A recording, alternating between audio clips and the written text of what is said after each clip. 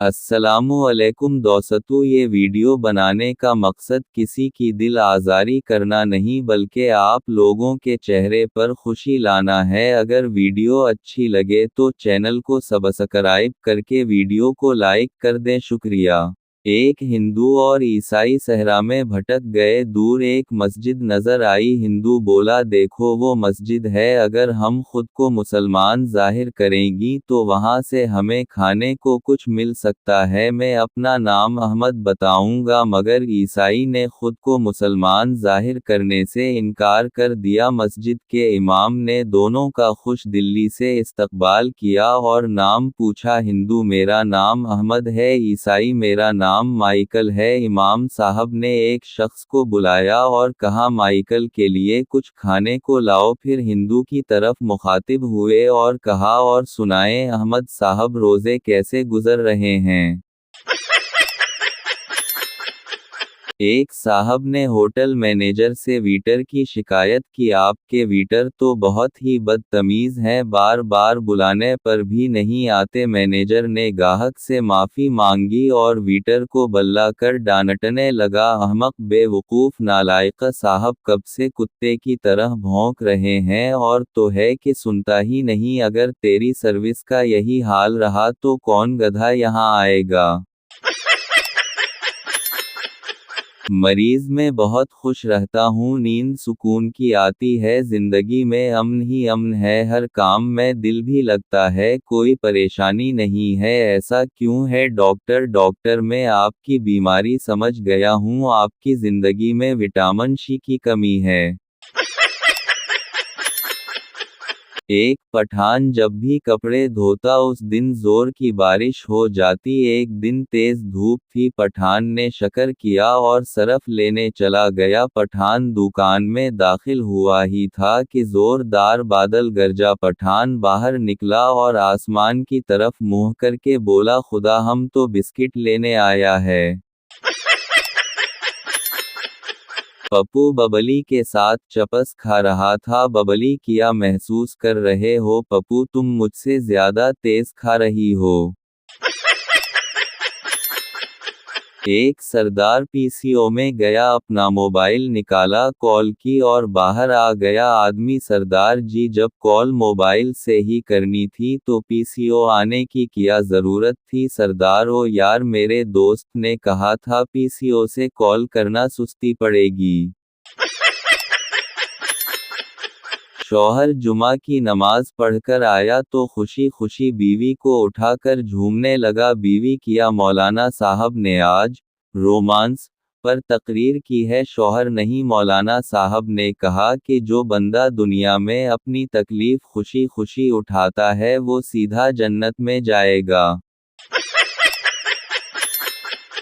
बीवी खावनद से, आप मुझे कितना प्यार करते हो खावनद, तुम अंदाजा नहीं कर सकती कि मैं तुमसे कितना प्यार करता हूँ। बीवी, कोई मिसाल दें। शौहर, अच्छा समझो कि मैं ये मोबाइल फ़ोन हूँ और तुम इसका सिम कार्ड हो, यानी मैं तुम्हारे बगैर कुछ भी नहीं। बीवी, खुशी से किया रोमांटिक मिसाल दी है। शौहर, दिल में शकर है, ए मौला, इस झिल्ली नोलिक पता नहीं मोबाइल दो समा आला है। एक आंटी से पूछा, 1965 की जंग में किया हुआ था। आंटी बड़ी मासूमियत से कहने लगे, मेरा वड़ा मुंडा। एक शादीशुदा जोड़ा बर्तनों की दुकान में झगड़ रहा था। बीवी, यही शीशे के गिलास लेने हैं। शौहर, नहीं, बड़े गिलास लेने हैं। दुकानदार, मैडम जो कह रही हैं वही गिलास ले लीजिए ना। शौहर, तुम्हें गिलास बेचने की पड़ी है, छोटे से गिलास में हाथ नहीं घुसता, मैं उसे धोऊंगा कैसे। एक बंदर ने शेरनी को प्रपोज किया और गिफ्ट में रेड रोज दिया। शेरनी ने बंदर से कहा, कभी अपनी शक्ल आईने में देखी है। बंदर बोला, सूरत पे मत जा पागल, कॉन्फिडेंस तो देख।